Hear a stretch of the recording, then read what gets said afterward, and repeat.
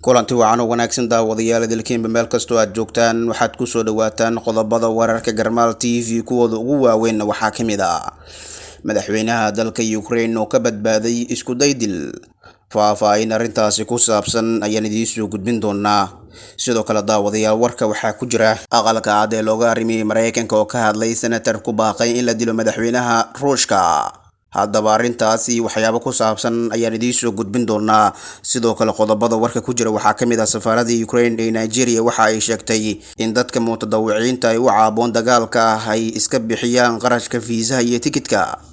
xog arintaasi la xiriirta waan idiin haynaa sidoo kale warka waxaa ku jira Ruushka oo xabad joojin uga dhawaaqay magaalooyin ku yaala Ukraine sidoo kale daawadayaal warka waxaa ku jira Russia iyo Ukraine oo isku raacay qodobka badbaadinta rayidka qodobadaasi qodobo kale ayaad ku daawan doontaan wararka Garmaal TV ee ku soo dhawaada iyagoo faahfaahsan aynu ku bilownay madaxweynaha dalka Ukraine ayaa ka badbaaday isku daydil madaxweynaha dalkaasi Ukraine Volodymyr Zelensky ayaa sheegay in 3 jeer uu ka badbaaday isku daydil tan iyo markii ay ciidanka Russia duulaanka ay ku galeen dalkiisa isbuuc ka hor wargeyska The Times ayaa qoray inay saraakiisha ammaanka ee Ukraine ay fashaliyeen qorshahaasi lana dilay xubnihii fulin lahaa isku dayadaasi dil ee la doonayay in lagu qaarijiyo madaxweynaha waddanka Ukraine Volodymyr Zelensky macluumaadka sirdoonka waxa ay sheegeen in dowladda Russia ay soo dirtay 2 kooxood oo loo soo xil saaray qaarijinta madaxweyne Volodymyr Zelensky sirdoonka Ukraine iyo kan reer galbeedka sida Mareykanka iyo Yurub ayaa waxa ay ku jiraan dagaal xoogan oo kaga imaanaya sirdoonka Ruushka kooxaha la soo diray waxa la tilmaamay inay markaasi ka kala socdeen kooxda calooshoodu shaqeystayaasha Russia ee lagu magacaabo Wagner iyo waliba ciidan kale oo ka tirsan Chechnya waxaana xilligan macluumaadka sirdoon ee la helayo ay tilmaamayaan in madaxweynaha waddankaasi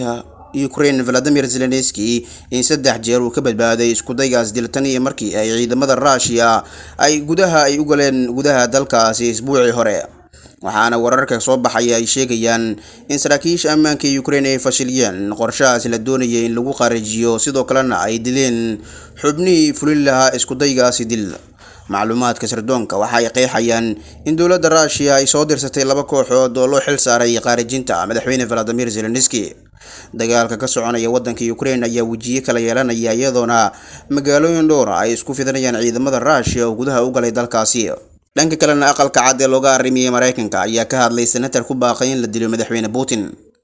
aqalka cad ee dalka Mareykanka ayaa waxa uu dhaleeceeyay senator ka tirsan xisbiga jamhuuriga oo lagu magacaabo Lindsey Graham kadib markii uu ku baaqay in la qaarijiyo madaxweynaha Ruushka Vladimir Putin sirdoonka Ruushka ayaa markii uu warkaasi soo baxay laba jibaari amniga caasimadda dalkaasi Ruushka ee Moscow iyagoona kordhiyay duqeymaha iyo weerarada ay ka geysanayaan waddanka Ukraine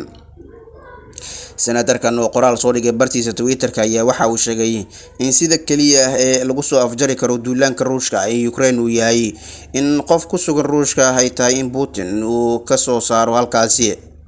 dhanka kale xogayaha warfaafinta aqalka cad Jen Psaki ayaa ku gacan saartay hadalka ka soo baxay senatarka isla markaana sheegtay in hadalkaasi uusan ahayn mowqifka dowladda Mareykanka mana ahan hadal ka soo baxay maamulka ayay tiri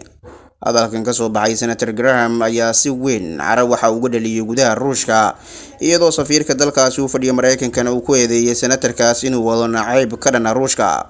waxaana sii xumaanay cilaaqaadka aan cagaha badan kala horeba ku taagnayn ee u dhaxeeya xukuumadaha Moscow iyo Washington oo ku aadan in markaasi labada dalba xilligan dhaleeceena kala duwan hawada isku marinayaan balse arrimahan oo idil way ka duwan yihiin kadib markii senatorkan oo lagu magacaabo Lindsey Graham uu sheegay in xalka kaliya ee Ruushka lagu soo afjari karo duulaanka uu ku qaaday Ukraine ay tahay in la qaarijiyo gabi ahaanba madaxweyne Vladimir Putin waxaana sirdoonka waddanka Ruushka oo markii warkaasi uu soo baxay baa la tilmaamay in gabi ahaanba ay laba jibaareen amniga caasimadda Ruushka ee Moscow iyagoo kordhiyay duqeymaha iyo weerarada ay ciidamadooda ka geysanayaan gudaha dalkaasi Ukraine dhanka kalena safaaradda Ukraine ee Nigeria ayaa waxa ay mutadawiciinta u caaboon dagaalka ay u sheegtay inay iska bixiyaan qarashka fiisaha iyo tikitka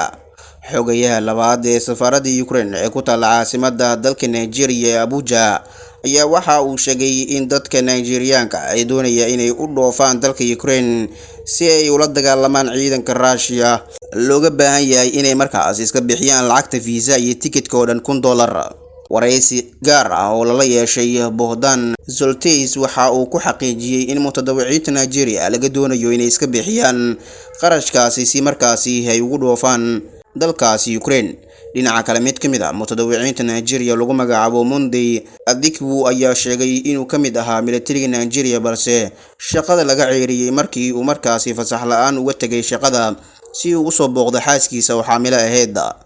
waxa uu Hussein oo doonayo inuu kamid noqdo dadka loo qaaday dagaalka Ukraine balse uusan awoodin lacagta $1,000 ee safaaradda Ukraine ee ku xirtay. askarigaasi oo kamid ahaa mutadawiciin badan oo khamiistii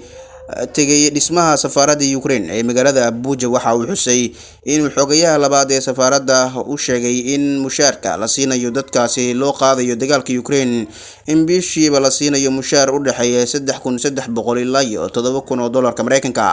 waxaana dowladda waddanka Ukraine kala horeba ay carabka ku dhifatay in ay soo dhaweynayso oo visa iyo waliba shaqooyin ay u abuureyso dadka doonaya inay ka barbar dagaalamaan ciidamada Ukraine. dhanka kalena Ruushka waxa uu xabad joojin uga dhawaaqay magaalooyin ku yaala Ukraine. wasaaradda gaashaandhigga Ruushka ayaa 2 magaalo ku yaala Ukraine uga dhawaaqday xabad joojin ku meel gaar ah iyo waliba inay fureyso marinada gargaarka lagu gaarsiinayo shacabka laga bilaabo waqtiga Moscow marka uu yahay 4 saac subaxnimo. Mariupol waa deked leh maalmihii la soo dhaafayna waxa ku hareeraysan ciidamada Ruushka sidoo kalena waxa dagaalo ay ka dhaceen magaalada lagu magacaabo Volnovakha. markii horeysay duqa magaalada Mariupol waxa uu codsaday in shacabka loo ogolaado in halkaasi ay isaga baxaan kadibna waxa uu ku tilmaamay go'doominta ciidamada Ruushka ee magaalada. dhinaca kalena qaraxyo dhowr ah ayaa waxa laga maqlay magaalada Kiev ee caasimadda waddanka Ukraine. dhanka kalena Russia iyo Ukraine waxay isku raaceen qodobka badbaadinta rayidka iyo waliba marinada samafalka aadanimo ergooyinka Russia iyo Ukraine ee wareegga labaad ee wadaxaajoodka uga furmay dalka Belarus. waxay ku heshiiyeen markaas in la sameeyo marino nabdoon oo dadka rayidka ah looga daadgureyn karo deegaanada ay colaadaha ay ka socdaan ee gudaha dalka Ukraine.